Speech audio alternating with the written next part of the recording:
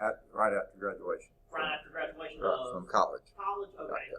That's what I was going to ask, which I know you might have more of a little insight on it. But all right, we're getting started again. We just about got started once and then backed off, but let's get the slideshow going. Sorry, we're a little late getting started. I believe, at least according to this, I think we did Theorem 2 last time, and I think we did examples 6 and 7 following Theorem 2 last time. We didn't do example 8. That's where I have my mark. Are y'all in agreement with that? Okay. So let's do example 8 on this screen. Any questions before we get started? I didn't go over announcements. I think they're all things you've heard before. If you are interested in applying for one of the Lawson scholarships, I believe the deadline for this is the 15th of April, which is also tax day. But remember, and this is sort of a good news, bad news situation here. The good news is next week is spring break week.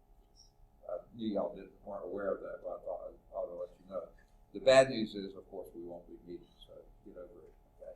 But do you think we could maybe double up on classes this week? Just to let's do it. Okay. Okay. All right. But the reason I brought that up, that's 1 week out of the picture. If you are thinking about it, you might not think one more week before that deadline is due. This Executive Women International Scholarship Program is called Assist Adult Students in Scholastic Transition. This deadline is April the 28th, so just a couple of weeks after the other one. And then just reminding you, the Financial Aid Office, they have just tons of scholarships they print up every month.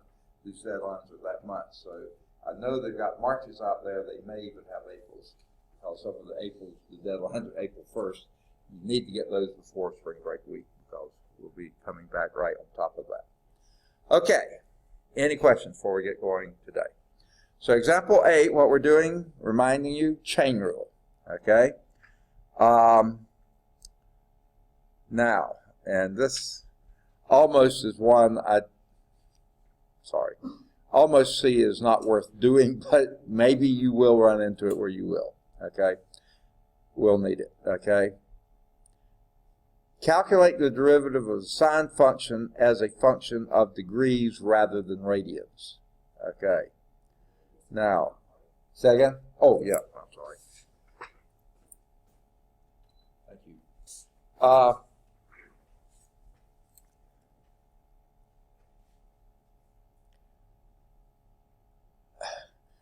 And they use a, what do you call it? A syntax or something, I can't think of a better word to call it, that I've never seen anyone else use. If they're talking about the sine of a function in degrees, what they do, say sine of x, if they're talking degrees, they underline the sign. I've never seen any other text or any other context in which that's done. So if you see that, that's what it means, the sine in degrees, okay? And what that means is the sine of x degrees. So it seems like to me they should have underlined the x, but I mean, I don't know. Never seen it, okay. Now,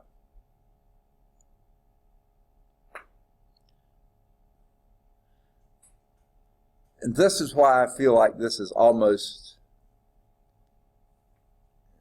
I don't want to say nonsensical. It certainly makes sense, but I don't see really the purpose of it. But anyway, here's what the deal is. The function, if f of x is equal to sine x, notice without an underline, meaning in radians, and g of x is sine x in degrees, so it's got the underline on it, they're different functions, of course. However, they're related. Second cousins, twice removed. No, they are related, and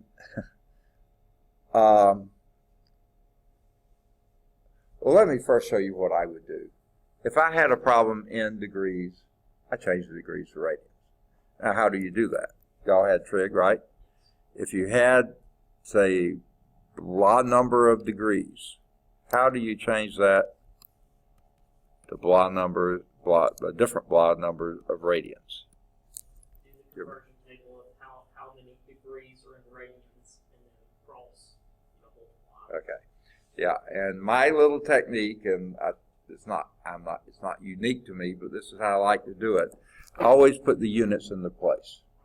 So I put two lines there. The first line is for numbers. The second line is for units. What unit go where? Degrees needs to go in the denominator. Absolutely, and radians in the numerator. That way degrees will cancel out and radians will end up where you want it. And then what numbers match this? How many radians in a degree or how many degrees in a radian? Is it, let's see, 60 degrees in one radian? Yeah, 60 degrees in one radian? Or It's close to that, but I want something more precise. Okay. It's 58 something, and it's an irrational number, but it's close to 60. You're right there. That gives you a ballpark. But now, it's not necessarily per degree or per radian, but what is the connector here? Isn't it pi? Yes, pi what? Is it for every pi, let's see. Yeah, say it. Pi radians is 180 degrees. That's it. That's the connection. Pi radians is 180 degrees. Okay? Pi halves is this, pi is this. That's exactly 180 degrees. Okay? So that's your conversion. Okay? So if I was given a problem in degrees, I change the degrees to radians and then deal with the trig functions. Well, that's what I would do. How the book is saying to do it, which is almost the same thing, is then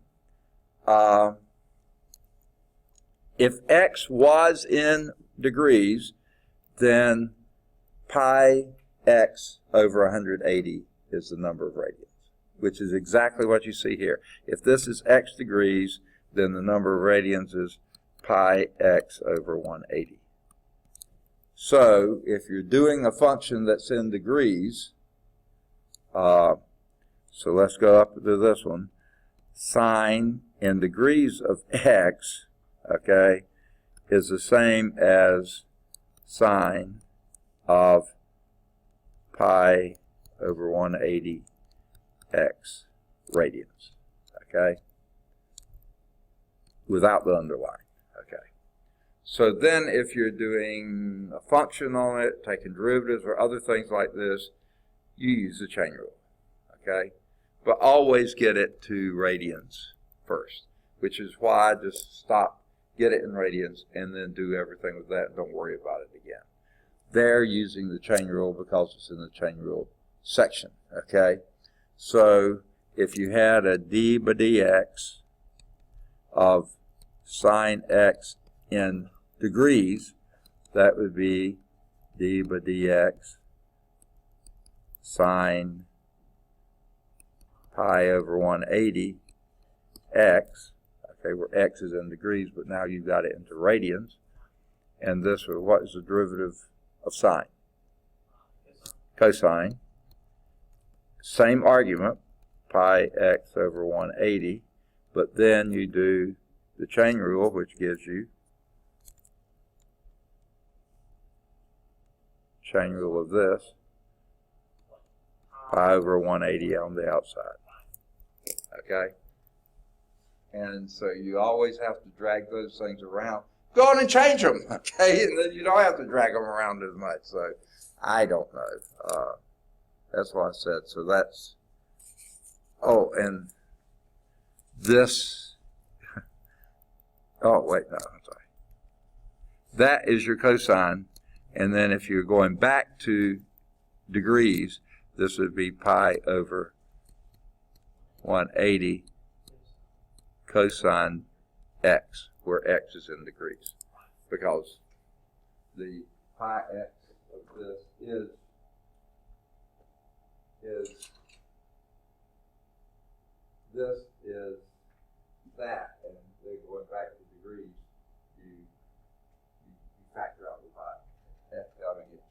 So that's what, but to me, that's so much shell game there. Go on and change it. Just change it to begin with. All right. Now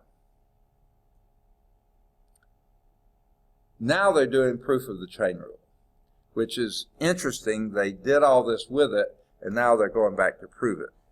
And it's a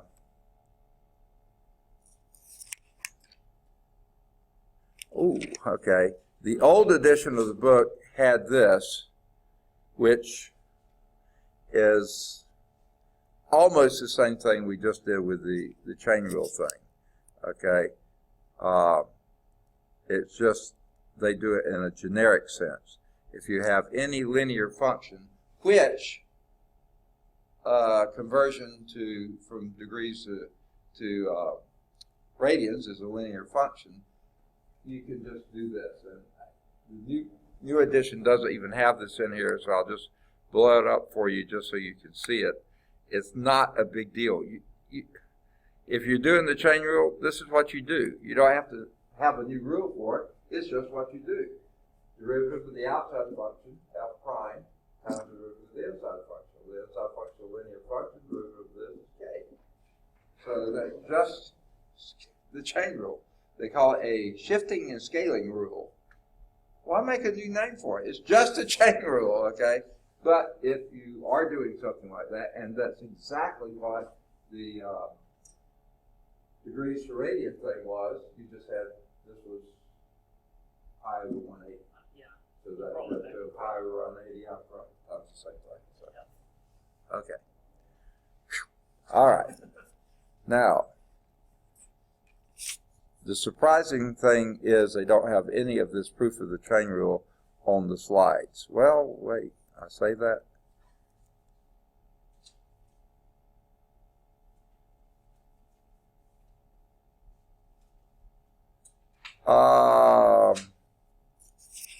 So far not. Here it is. Here it is. And I don't know if you're interested in the proofs or not. I can't remember. Were you a math major, Nicole? Are you a math major? No. Okay. Say again? Science. Okay. All right. I'll blow this up. Boom. Okay. Now, the first step in proving the chain rule would be, since you're doing, it's a composite function, f composed with g, which is f of g of x, then what you would be taking the limit of f of g of x plus h minus f of g of x over h. That's where we begin. Okay. Now, what you've got going on here are two different things. Okay.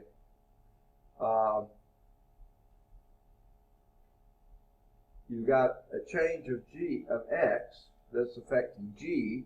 That gives you a change of g that is affecting f.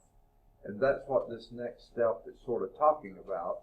This is what your limit rule for your derivative. That's how it's going to begin. But notice what they've done here. Okay? They picked an intermediate step here. And this is the change of f as g is changing. And this is the change of g as x is changing. Okay? Because the output of g is the input of f, x is the input of g. Okay? So this part is sort of what's inside here. And I mean, this proof almost requires, it doesn't require it, but you know, it's helpful. If you know what you're looking for, then you know this is the way you want to get there. You know it's going to look like this at the end, because this is going to wind up being g prime, and this is going to wind up being f prime of g. So, without knowing that, would you have ever have thought to do this? Okay. I think not, but you see, all they've done, they've taken this numerator, they've made up this, and made this as the denominator here, numerator here, so that's the same thing. You know, that gives you exactly this back, but by splitting this up this way, this is how F is changing as G is changing, derivative of F with respect to G, and then this is the derivative of G with respect to X. And that's basically the guts of the chain rule, which is exactly what the chain rule does. So it almost seems to me it's circular. You know what you're looking for, so you do it. So, if you were doing it from scratch, you would say, well, how do you know to do that? Well, because that's where I was heading. But anyway, that's enough of that. I probably did more of it than you wanted to hear. All right, you want to do the preliminary questions, 3.7. Identify the outside and inside functions for each of these composite functions. Okay, here's the A. Y is equal to the square root of 4x plus 9x squared. What's your inner and what's your outer function?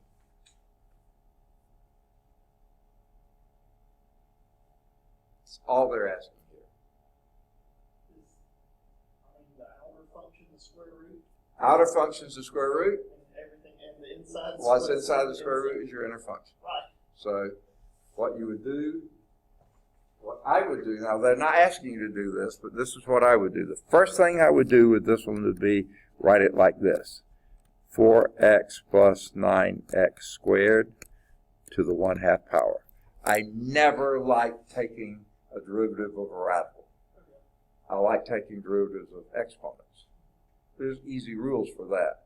Radicals you have to remember, don't even try it. Get it into exponential form. And now it's, I think, even more obvious, so it's just as obvious here. Exactly. This is your inner function, that's your outer function. Right. So you first take the derivative of the outer function, and then the derivative of the inner function. Okay? Though, the order that you take them doesn't matter either. Okay? So yeah, you identified them well. Okay? The B part. Y is equal to the tangent of x squared plus 1.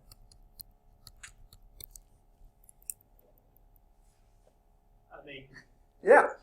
Outer tangent. function is the tangent, inner function is the x squared plus 1. Right. You got it. I mean, this is really simple, but you know that's how you need to think about chain rule every time. Okay, C. Sometimes it isn't so obvious. Right. Y is equal to secant to the 5th of x. Would it be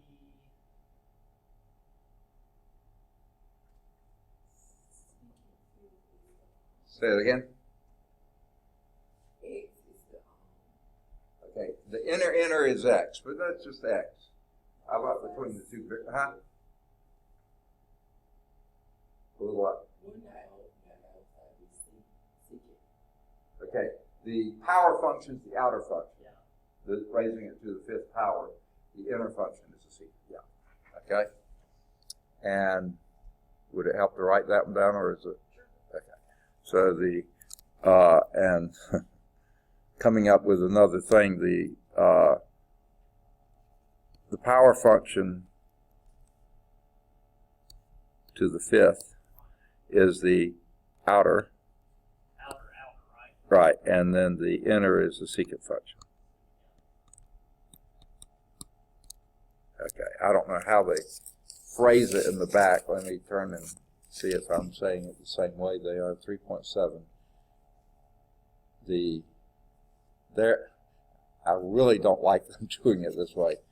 But anyway, for the first one they say the outer function is the square root of x. I'd like to say the square root function because it's not of x. The inner function is 4x plus 9x squared. You got that right. The outer function on the B is tangent x, and the inner function is x squared plus 1.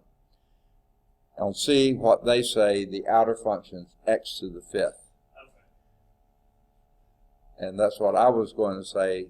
We've already used x and y. I would like to come up with some other letter like z to the fifth or something, just so you don't confuse it with this x. But they don't mind doing that, and the inner function is the secant x. I buy that one. Okay. So let's do D. Y is equal to 1 plus e to the x to the fourth.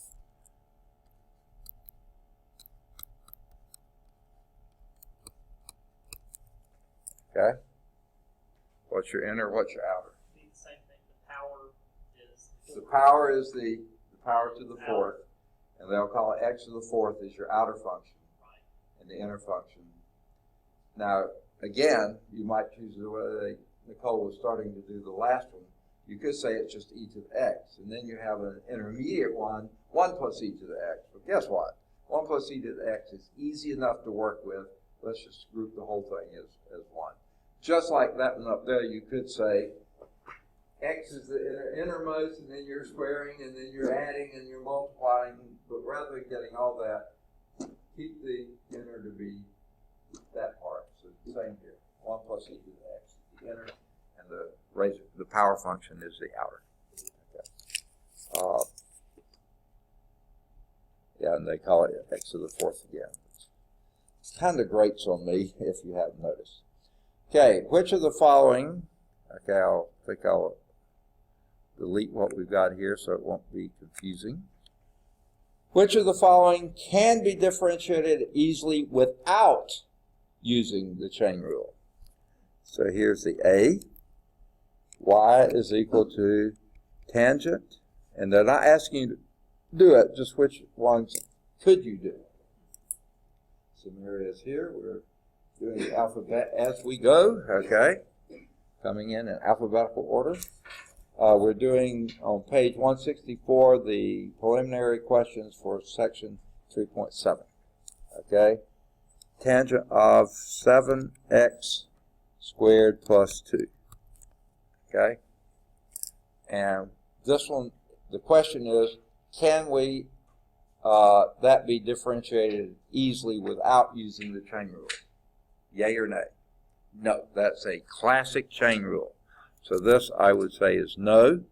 The B is y is equal to x over x plus 1.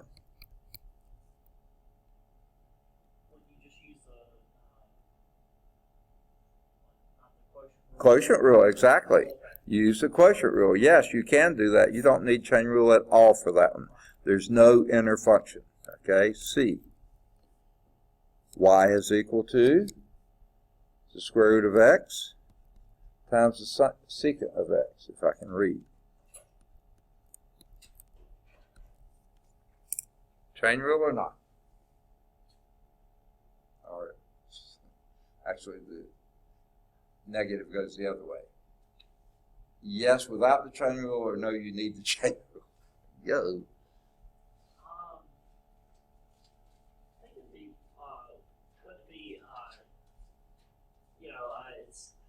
is it the power rule? Not power rule. Yeah, you certainly will use a power rule. It's another P one. Product rule, exactly. So yeah, you don't need the chain rule with this one at all. It's a product rule. Now I would rewrite it as x to the 1/2, making a power rule there, times secant x, and then it's just a product rule between those two. There's no chain rule element involved with this at all. Okay? D is y is equal to the square root of x cosine x. Yeah, okay. Okay. The way they ask you, which of the following can be differentiated easily without using the chain rule? This one, no, you got to use the chain rule, right? They've got their negatives all crossed up here. But yeah, and in the chain rule, you still got a product rule inside that in the inner function. That's fine, but you have an outer function, the square root function, then an inner function, which is a product function, okay? E. Y is equal to x e to the x. Can you do that without the chain rule, or do you need the chain rule? Well, I mean, that would be just a power function, That, right? not power, product function. So yeah, you can do this without using the chain rule, okay? Again, they have a negative with the without, and then that makes your nose yes and your yes no, yeah. Yeah, right. Yeah. All right, and then how about this one? Y is equal to e to the sine x. Say again? Yes, definitely have to use the chain rule. So, no, you can't get by without it. Okay, that's yuck. So let's see how they answer those, just to make sure I'm not making it too confusing. They just named the ones that you don't need. Yeah, they say the function x over x plus 1 can be differentiated using the quotient rule. The square root of x secant x is the product rule. I think that's what they say. I can't find it. I've lost it now. Oh, and x e to the x are both product rules. Okay. And the functions tangent of that and that all require, the others require the chain rule. So the no's do require the chain rule. Right. Yeah. Okay. Number 3. Yeah. Let me go on, and just in case this gets hairy, I don't think it will, erase those. 3. Which is the derivative of f of 5x? Which is the derivative of f of 5x? Is it 5 times f prime of x? Is it 5 times f prime of 5x? Or is it f prime of 5x? These are A, B, and C. I just didn't put the letters in. Which of those is the derivative of the top?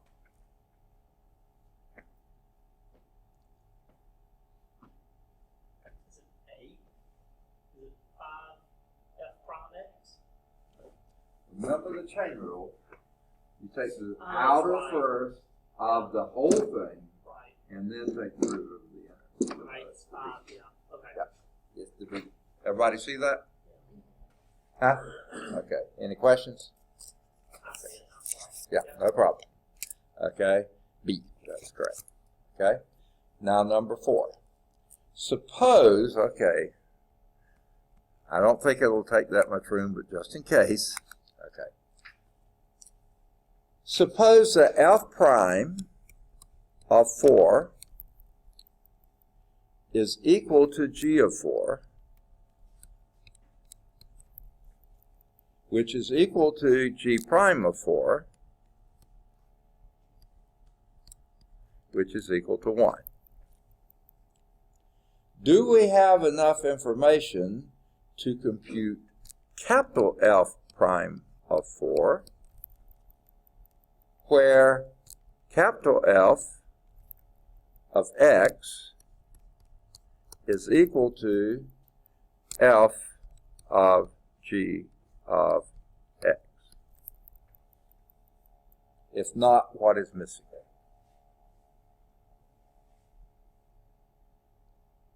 Okay? Now,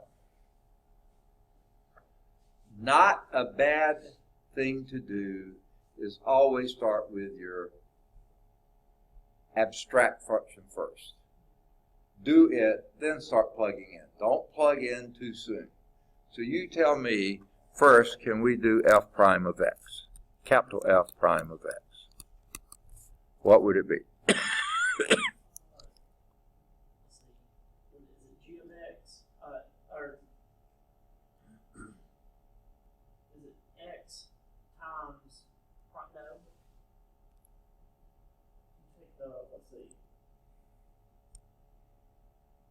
Be F prime evaluated at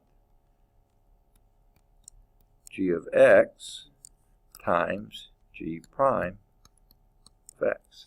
That's the chain rule. take the derivative of the outer function, evaluate it at the inner function, then multiply it by the derivative of the inner function. And if you had more, you just keep going, keep peeling the onion until you're down at the core. Okay. Now, that's what f prime is of x, so we would need to know, just let's plug in a 4. F prime of 4 would then be f prime of g of 4 times g prime of 4. Would you buy that? Okay. G prime of 4 is 1, got it. and then G of 4 is 1 as well, right? At 1 as well, you got it. So it's just f prime Of what? of 1. Of 1. That we don't have. Okay. No, we can't do it because we know L prime of 4, but that doesn't do us any good at all. Gotcha. We need to know L prime of 1, not of 4. Okay. So the answer to their question is, do we have enough information to compute capital F prime of 4? No. If not, what are we missing? So the answer to this is no. What are we missing? F prime of 1. We do not know. Okay? Make sense? Okay? We do not have enough information to compute that. We are still missing the value of F prime of 1. Good for them. All right, homework exercises here. Do either 1 or 3 or both. Do number 5. Do either 7 or 9 or both. Do any of the odds 11 through 22. Okay? Either 23 or 25 or both. Do 27. Do any of the odds 29 to 41. And any of the odds 43 to 71. A whole passel of those. Then do either 73 or 75, just half a passel there, okay, or both. Then do any of the odds 77 through 85, and we'll come back to something there. And then do either 87 or 89 or both, and any of the odds 93 through 97. Okay, let's back up a moment. Okay, number 1. Question 82, which you aren't required to do, is they mention the von Bertalanffy or something like that growth function. Okay, now this was mostly done in a biological setting, but since it's mentioned here in the book, it is an exponential function. It has a 1 over, it's a pretty complicated function. So there has to be some pretty good math behind it. If you want to write on that, you certainly could. What's Now, it called again? say again? What is it called again? You just want me to try to botch this name again. Oh, well, I don't have it. Oh, you don't? Well, Oh, that's not in yours. I have the equation, but it actually doesn't give me the name of it. Oh, okay. Von, V-O-N, and that's not capitalized. Bertalanffy function, B-E-R-T-A-L-A-N-F-F-Y. Growth function. It's called the growth. Yeah, I'm looking for it. Yeah. That's what's so aggravating. Is Yeah. I'll have some stuff, Right. but not all of it. So he's an Austrian-born biologist, Carl Ludwig von Bertalanffy, or something like that. So I'm not pushing it. I'm just saying since the name is mentioned. But also, looking at that, there's the lower Yellowstone River. Okay, what you see above that is called the lower Yellowstone Falls. If you went above those falls, you see the upper Yellowstone Falls. Two beautiful waterfalls. You get to see why they named the park Yellowstone. Look at that, the sides of that. It's a pretty picture. So but this, it says the 1999 study by Starsky and Skarnecki developed the following model for the average weight in kilograms at age T in years of the channel catfish in the lower Yellowstone River. Wow. But I just love the picture because I've been there and they're beautiful. Hey, yeah. Chapter 7. Huh? Chapter 7 is where. Oh, really? That is mentioned. Yeah. Okay. Strange but true. Okay. Number 94 in my book, in this edition the rest of us have, mentions the Stefan-Boltzmann law. And this is something used by climate scientists, but not just climate scientists. Lots of people use this. And you could write on either who was Stefan, who was Boltzmann. He's definitely a physicist, but they're both something to do with mathematics and the application of science to climate, of calculus to climate science. That would be another, if that's of interest to you. Okay, and that didn't even get into the further insights and challenges, but these I don't see anything completely new in. So let's move on from there to uh, 3.8. And this one, get into this. This is one long chapter, folks.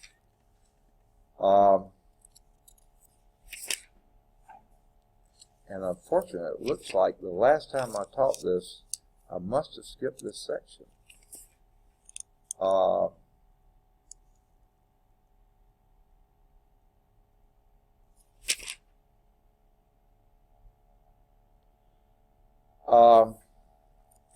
So what I think I'll do, I'll put it this way. I won't test you on this one, but it's definitely is stuff you need to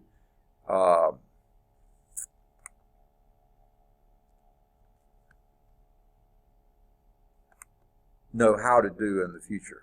Okay, I think we must have been running short on time the last time too, because this to me is pretty important stuff, but evidently I opted not to test on it because we didn't have enough time to go over it. Okay, here's what we mean. Wait a minute.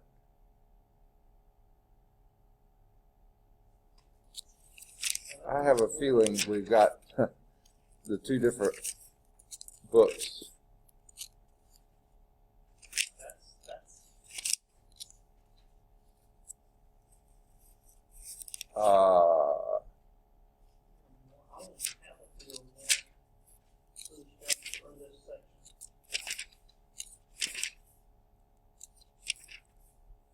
None of you have the old edition of this book, do you? I have had it in the past. I don't have it with me now.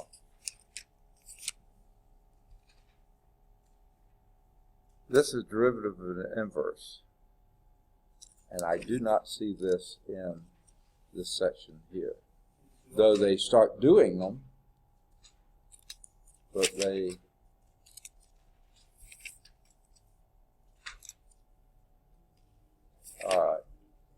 I don't see this, even though they do use the concept here. So again, so you will not be tested on this. They talk about inverse hyperbolics and other things, but so let's just go over this. Don't sweat this unless you ever need it. Okay, derivative of an inverse. Assume the f is differentiable in 1-to-1 with an inverse g. G is equal to inverse of f. If B belongs in the domain of G, then f prime of G of B and f prime of G of B is not equal to 0, then G prime of B exists, and this is what it is. Basically, I don't know why they confuse it with all the inverse type stuff. You're just doing a composite function, and it comes out this. So yeah, this is definitely worth skipping. So don't sweat this. Unless you do need it at some point, then... Yeah, no, This You is see. chapter 7 for me. It's chapter 7. Okay. And what is the title of your chapter 7? Exponential functions, specifically section 7.2, inverse functions. Okay, that's nowhere close to our 7. So forget this. I mean, you're not responsible for this on the test. Okay? This is basically talking about inverse functions, which you should be familiar with. Not saying you don't need to know inverses, but here's just a quick review of inverse. Here's a linear function. Here, the inverse function always reflects across the identity function, and this would be the inverse function of a linear function, which of course would then be. So the other thing about inverse is you always flip your x's and y's. Okay, so here's an inverse function that's not nearly as easy as a linear function, but I don't think it was any error that they chose to look at the derivatives that were this thing, you know. But if this is your function f of x, here's your inverse function. Yeah, I would call it f inverse. Okay. Which would be f inverse of g. So yeah, exactly right. Now just a couple of things to note here. If your function, this is review, I hope. The only function, and we know this, we just did it in trig, if you remember. Oh wait, that was my trig class. Sorry. You've done it in trig before, okay? The only function you can take an inverse of is a one-to-one function. What does that mean? It's what? What's that? Okay, yeah. You have no value. Remember, a function is for any given x, there's only one value of y. For a one-to-one function, for any value of y, there's only one value for x as well. Okay? And here we complete the class. Rodney come lately, but never mind. You're here. Okay. Now, so basically be one-to-one.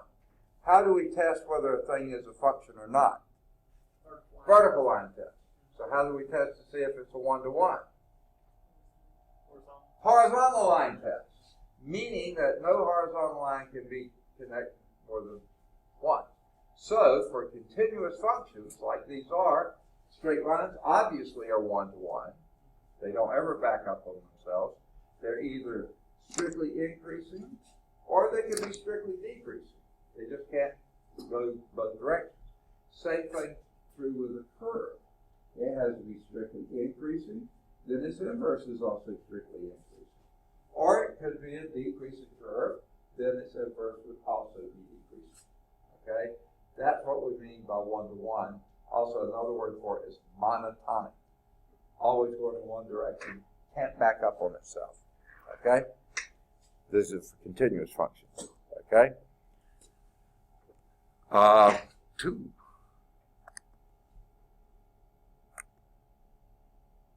Okay, I don't know what new this one shows. Oh, this is showing a specific function. Here is a function that's x plus e to the x. Okay? You might not have thought of that as a one-to-one function, but sure enough it is. So it does have an inverse, and this would be its g. Everything's reflected across the identity function. Okay? Now we haven't defined what g is. Don't sweat it. If you needed that, go back to Cal 2. Yeah, I mean, pre-calculus. Yeah, I think we had done e to the x is there too. So, all right. Now, this is thrown in here, and these are indeed inverse functions. Okay? Derivatives of the arc sine, and arc cosine functions. Do I think this is something worth memorizing? For me, no. If I need to know them, I'm going to look them up in a table. Okay? But To be able to recognize them, maybe not a bad idea just to get familiar with them. Okay? Now, and you'll find this is true for all of your trig functions. But if you notice too, derivative of a sine is a positive cosine, derivative of a cosine is a negative sine. The signs, S-I-G-N's, keep the same. Arc sine is a positive, arc cosine is a negative. Okay. Frankly, that has to go with what direction they're going. A sine is increasing, so its arc sine is also increasing. The cosine is decreasing, so its inverse cosine is decreasing.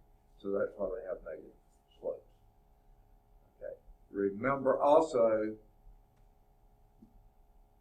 because we restrict it to regions where they're monotonic, strictly increasing or decreasing, this is only good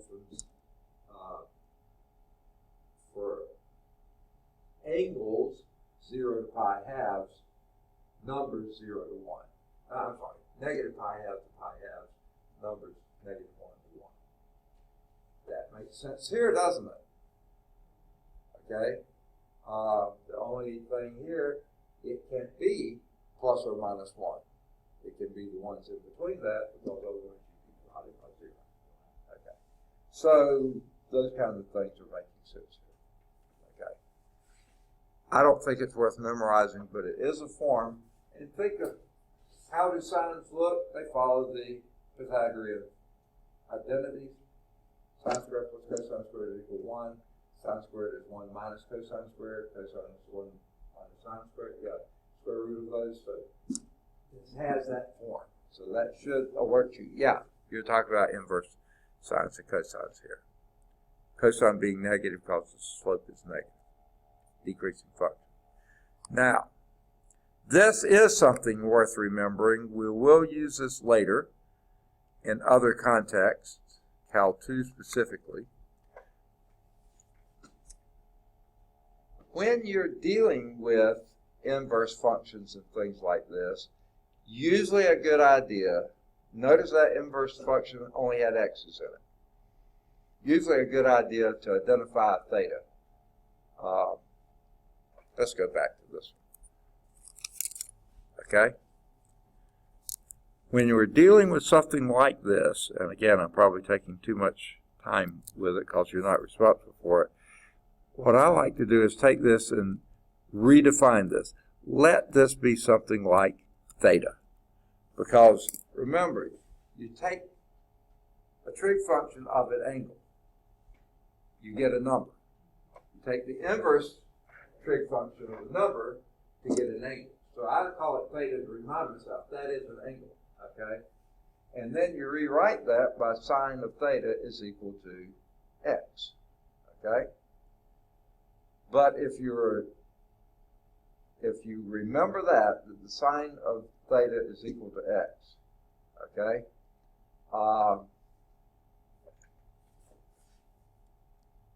On a different subject, but related to it, you've come up with an angle theta then, okay? And if sine of theta was equal to x, that means the sine of this angle is the opposite side over the hypotenuse, right? X over 1. So that fits the thing you just described, right? Sine theta is equal to x. What does that leave this side to be? The arc sine, or the adjacent, so the arc sine. Well, Pythagorean theory. Right. 1 squared minus x squared is this squared, so this thing is square root of 1 minus x squared, which is indeed your inverse side of that angle. So yeah, the right triangle constructed so that sine theta is equal to x, and that gives you basically your arc sine without having to think about it or memorize the formula. It makes sense looking at it like that too. Yeah. Instead of taking it of the hypotenuse, you're just getting the other, you're getting Yeah. the adjacent as the denominator. Right. So. Right. Exactly. So that's you'll run into this again. Yeah. Okay. So I realized I kind of botched No. It made sense in my head. But. Right. Yeah. And that's all we're doing now is just getting sort of a figure. So here's the angles theta is equal to inverse sine, and c, that's the psi. The angle psi is the inverse cosine. This means that sine of theta is equal to x, and cosine of psi is equal to x. Okay? Well, these are complementary angles because they make up the other two side angles of a right triangle, and all three angles add up to 180. Subtract out 90. Those two have to add up to 90. That means they're complementary. Their sum is pi half, not 90, pi half. Okay? So, another bit of information that you can use or not, or whatever. Okay. Now, again, here's the table showing all these, or at least some of these. Now, you got sine and cosine. Tangent's not bad to know, and then cotangent's very similar to that. Secant and cosecant, when is the last time or next time or ever you're going to need an inverse secant or cosecant? So far, I haven't run into it any place except somewhere like this. Okay? They are ridiculous to even draw and describe, so it's not worth trying to, in my mind, do much with. Yeah, here they are. If you ever need them, look them up. Here they are. Okay? But notice here, your sine, tangent, and secant, the derivatives of them are positive. The inverses of them are positive. The derivative of the inverses are positive as well. Because what means to be positive is increasing means to be negative. And the cofunctions are then negative. Okay. And again, I can't recall ever the derivative of an inverse secant or cosecant. Possibly tangent, but not likely. Look it up if you need it. But I remember this way. Tangent squared plus 1 is secant squared. That's a Pythagorean identity. You always see it there. And secant squared minus 1 is tangent squared. Even though there's no tangents involved here, tangents involved there. But those are just forms we're used to seeing, with that. Where does the absolute value come in? I'm sorry. That Yeah,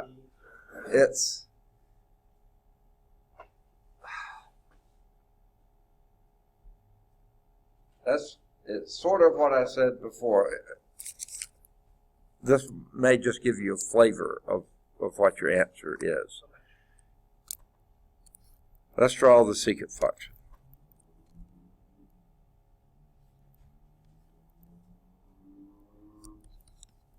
Right, pi halves is, goes from, Now you don't need all these. Okay. Now where are you going to define the secant, the inverse secant? It would have to be from here to there because it has to be,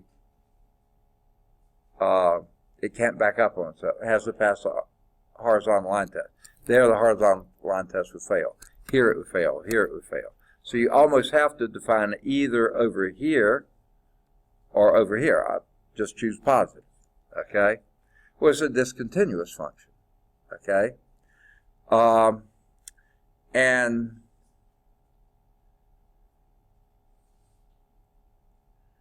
remember x, this is secant function.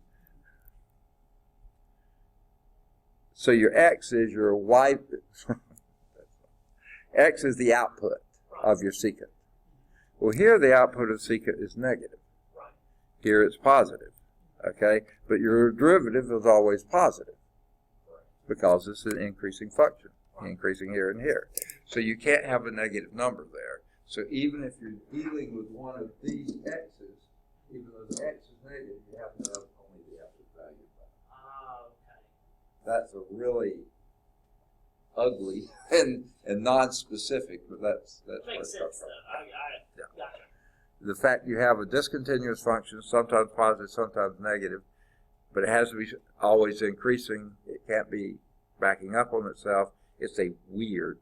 So draw me that one, the inverse function of that.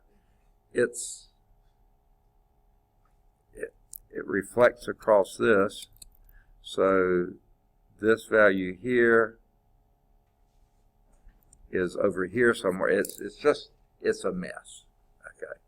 All right. Now, that was it for whatever section that was. Okay.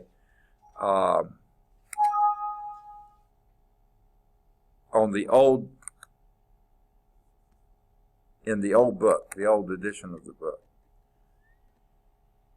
You're not responsible for it. It's not even in your book in any organized pattern.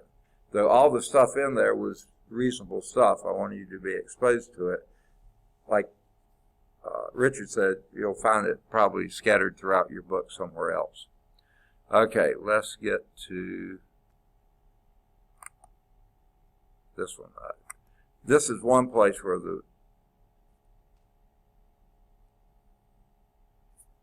okay, I've got to find what the title of this one is. I really miss having someone in the class that has the old edition. I ought to go find it. See if it's in Dr. Bryant's office. Okay. This does not look like section 3.8. This is 3.9. Yeah.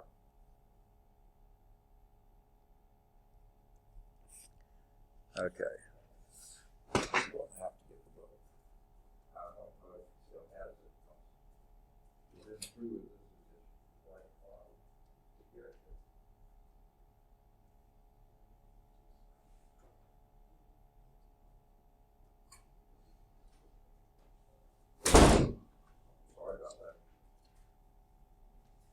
So, finally you found the book. They did make some changes between the editions. In my mind, they rip you off like crazy because they almost do the same book over and over and over again. So we were hand in glove for 3.1 through 3.7. Is this Okay. derivatives of logarithms? Okay. 3.9s are the same. Here's the deal. In the slide set, implicit differentiation is 3.10. So we can go and do that if you want to, and that way we'll be staying with the book. Then we'll come back and do this one, which is the power, the derivatives of general exponential and logarithmic functions. Okay. So to keep with your book, we will get out of that for right now and go to, in this it's 3.10, okay? In your book it's 3.8. Yeah, but you won't see 3.10 after this, okay? So let's do the slideshow from current slide. But remind me to go back to 3.9, and those are the same in both. Okay. Sorry this is taking so long, because there are some pretty major changes here. Okay. All right, here's a function. Can you take a derivative of that function? What's the problem with it? The x's and y's aren't to one side or the other. Right. You cannot write y as a function, x as a function of y as a function of x, or x as a function of y. They're intermingled and they're raised to power separately, but then they're also multiplied by each other. They're a big pain in the neck. Okay? But the answer is yes, you can. Just not yet. You can't. But yes, we can do that. And basically it uses a chain rule. Okay? The first function you're dealing with here is a power function, and you can do that, okay? But implicit in this is that y is also a function of x. So what you do with this, now I'm jumping way ahead for you, but I'm going to show you how to do it, and then the rest of it I think will be pretty easy, okay? So the first thing we do here, of course I'm going to have to reduce it now that if I'm going to write on it, is take a derivative of what you got here. The outer function is what?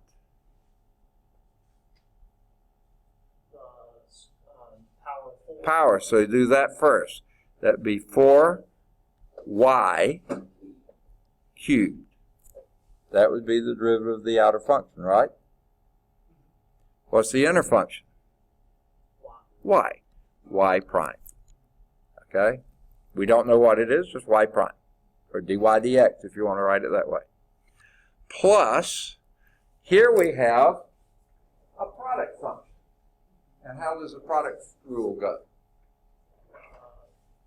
Derivative of the first. Which is 1 times y, okay, plus the first, so x times the derivative of the second, which is 1. No, y prime. Remember, y is a function of x. X is not a function of x, or derivative of x with respect to x is 1. Okay. All right, we've done the left-hand side. Believe it or not, we've done that. Let's do the right-hand side. That's a piece of cake. What's that? So 3x squared. 3x squared Minus 1. minus 1. Done. But what we're looking for is y prime. Well, here's two terms with y prime in them. Gather those together, which at the same time, let's get this one on the other side. So let's subtract the y from both sides. Okay? And that will piece these two together. And that gives you 4y cubed y prime plus x y prime is equal to 3x squared minus 1 minus y. You're looking for y prime. Factor it out. And what do you have left? 4y cubed plus x. And that's equal to 3x squared minus 1 minus y. Well, now you divide by this. Exactly. 4y cubed plus x divided by 4 cubed plus x. So what's your derivative with respect to y? Of y with respect to x? It's this thing. Now, sure, you can't separate the x's and y's, but you couldn't to begin with. So you're in no worse shape. I think it's a little more confusing looking. But yeah, you're taking a derivative. You expect things maybe to get a little bit worse. But there, you've done it. You found dy dx. This is called implicit differentiation. Not explicit, because you can't get y explicitly as a function of x. So use the fact that you don't know what y is, but it is a function of x, to get your, just write it down as y prime, and then that's what you solve for. Okay. That was the hard. Now we're going to back up and do it easier. Okay?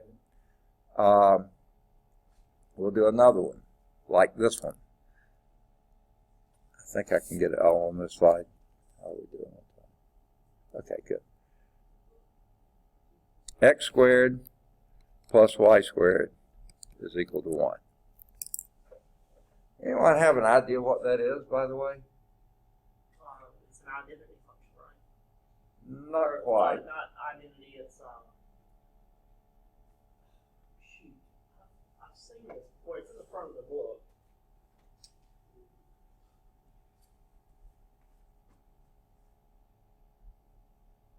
Any guesses? What's that? A circle. This is the equation of a circle. X squared plus y squared equals 1 of radius 1. Yep. Okay? That's your good old unit circle from trig. Slap, slap. You should remember that, right? Okay. That's it. Yeah, that's it. Now, again, you can't, that's really not a function though, is it? What's wrong with the circle? fails the vertical line test, doesn't it? So what we could do is define the top half of a circle, that's fine, and then the bottom half and let it be combine those two. But, or we could do our implicit differentiation. What would that tell us? If we derivative of both sides of that? 2x 2x plus y, 2y 2y. equals. Change your roll. Oh, sorry. Let's see. Times x prime. Y prime. Y prime. See, x prime is 1, Yeah. but y prime we don't know what it is. That's the whole point. Is equal to? 0. 0. You got it. And now we could subtract 2x from both sides. And that gives us 2y. Y prime is equal to minus 2x. And then divide both sides by 2y. And y prime is equal to negative x over y. Okay. If it'll ever finish writing. There it goes. Okay. And that's the next. No, it isn't. Okay. That, by the way, folks, I don't know why their slides are in such disarray here. Remember that first function we had? There's its graph. Believe it or not, that's what it looks like. Number one, it's not a function. Okay? Fails the vertical line test, but that's a graph of this relation. Okay? And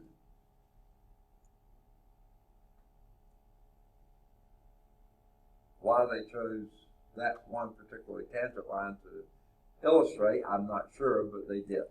Okay?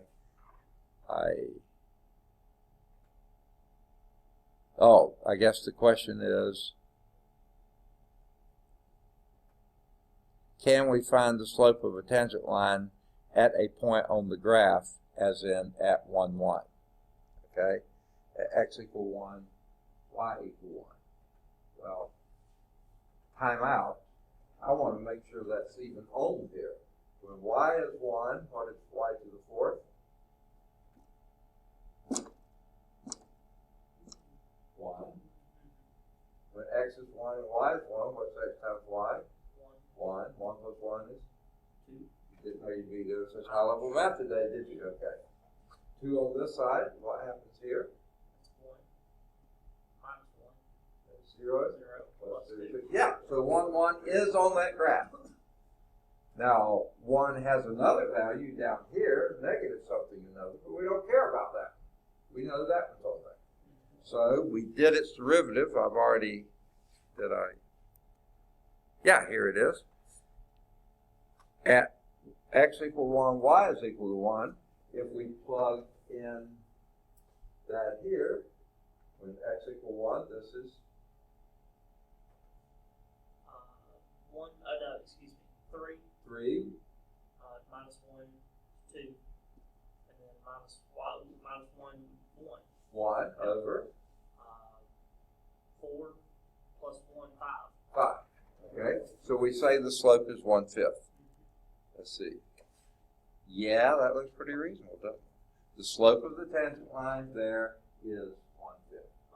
Now, yeah, that looks pretty reasonable. Okay, so yeah, that seems pretty good in that case. Now, the one we just did with the circle of radius 1, you could call it the unit circle. Here would be its tangent line to it,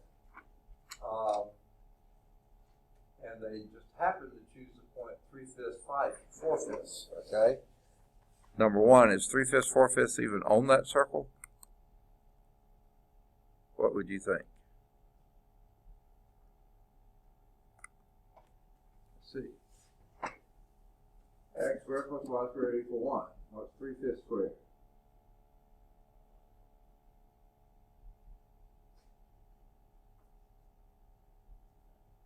625, no. 3 squared. 9. 9 over 25 plus. Yeah. Like 20 over 25? Oh, just. 4 squared.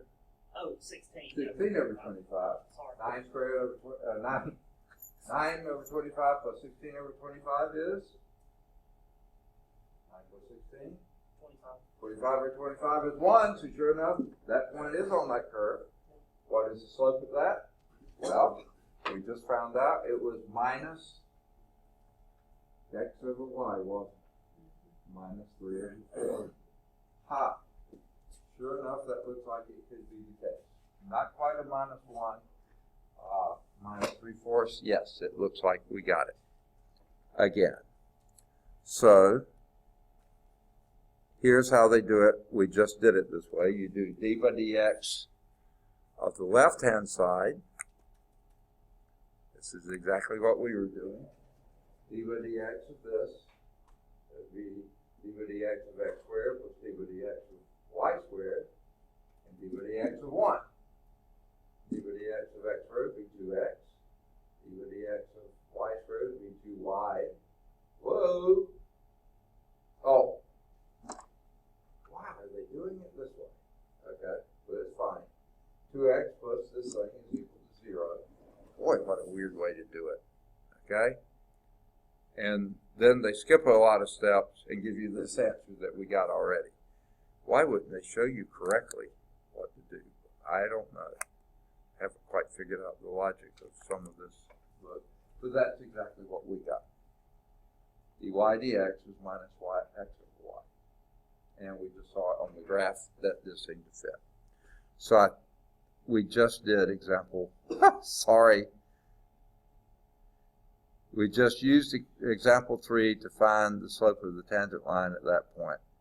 We just did it. Let's do it again, okay? We got the equation 3, which this one is right here, and to find the slope of the tangent line at 3/5, 4/5. So that slope would be minus 3/5 over 4/5. I'll multiply numerator and denominator by 5. That wipes out the 5s there, and that's equal to negative 3/4. And we just saw that in the thing too. Okay, now this is only good when y is not equal to 0. So let's go back to our figure. Why is that the case? Where is y is equal to 0 on that curve, on that circle?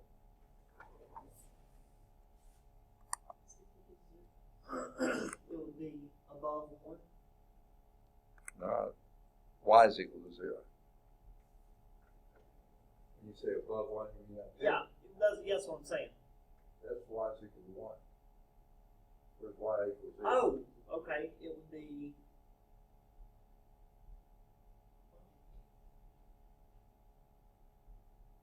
Yeah, it would be to the right. Okay. All the way And down. x equal 1 and x equal minus 1, right? Right. Is that what you're saying? Mm-hmm. Yeah. How about the slopes there?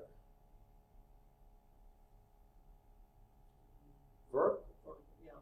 What's the slope of a vertical line? Undefined, because your x is not changing at all.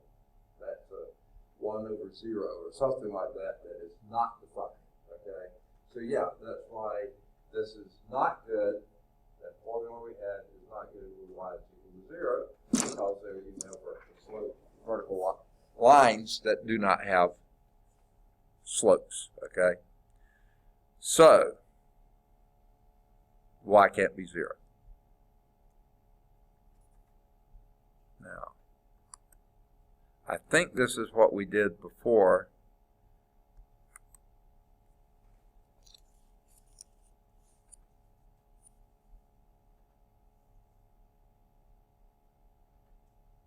Trying to see where this is. I think this was on our previous example that we already did. Okay? So we're not going to redo this. That was when we took the derivative of y4. That'd be 4y cubed dy dx. I'll put y prime for the same thing. This would be dy dx plus y times dx dx. Dx is 1. So that's x dy dx plus y. And then on the right hand side, we get root of that, 3x squared minus 1. Yep, we did that already, taken care of. Okay? Then what they did, same thing we did, but they just skipped a lot of steps. We kept these two here and subtracted them from over there. Okay? Only one step. And see, they kept these, subtracted this one, factored out the dy dx, gave us that, and then divided by that. Yep, that did the same thing we did. Maybe a little prettier, but skipping a few steps there. Okay.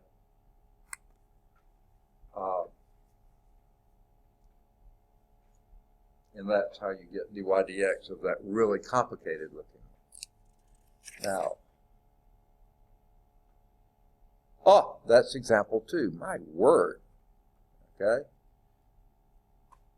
They have the work before example 2, and then they went back and did the example 2. Except they said at the 0.11, which we already did. Okay. And we came up with 1/5. Sorry about that. I jumped ahead. But there's something at the bottom of the page that they haven't put on the slide, and that's what's bugging me here. So I think I'm going to have to put it in here.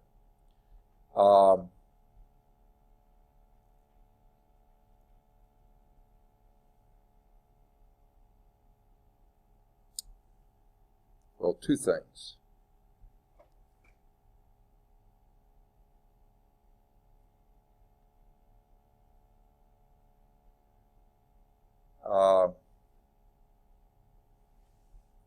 Let's go back to this problem, okay?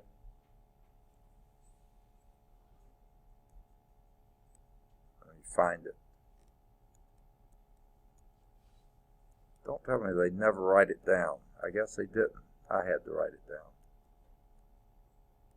Okay. Here it is, right here. Right there. X squared plus y squared equals 1. We could have written that this way. Solve for y. That would be y squared is equal to 1 minus x squared.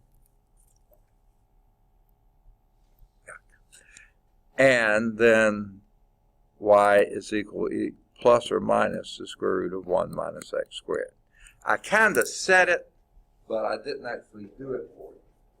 So the top half of this is positive 1 minus x squared. The bottom half is minus 1 square root of 1 minus x squared.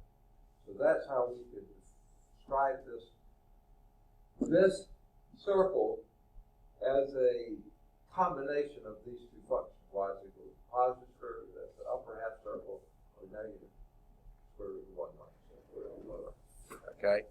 And then once we had done that, when we get to this form, which is the derivative of it, we could then plug in what our y was, which is the square root of 1 minus x squared.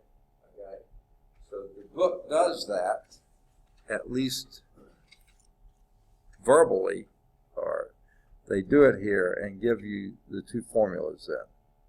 Okay?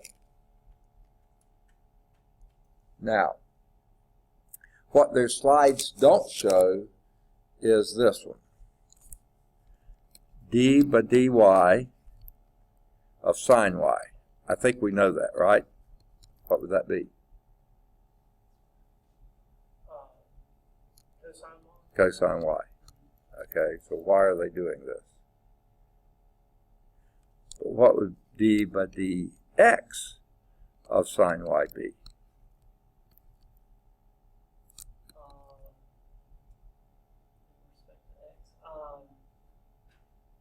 Would that be cosine y of x? Cosine y times x. Yeah, okay, y prime. Okay. Okay, because there you have a chain rule. take the derivative of the outer function, cosine y, and then you could multiply it by the derivative of the inner function y prime. The problem with writing it over here, it almost looks like you're doing the cosine of y times y prime. You're not. So that's why I like to move that here. That's why a lot of times people get in the habit of doing the inner function first, which is fine. It's perfectly good. Here it makes sort of some sense to do it that way. Okay? So they just sort of threw that in but didn't have that on the slides anywhere. I thought it was worth doing. Okay, we've already done example 2. Okay? Except we didn't do the equation of the tangent line. Do we have time? No, we don't. We're already over. Okay.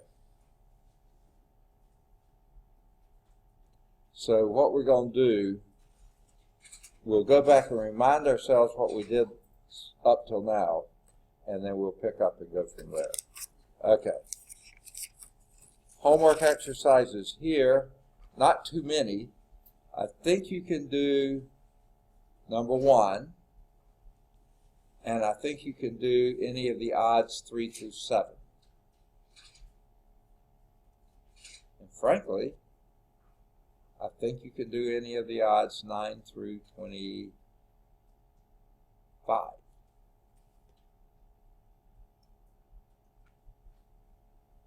Okay? And we can stop there and we'll pick up the rest of those later. You could probably do some beyond that. All right, good deal.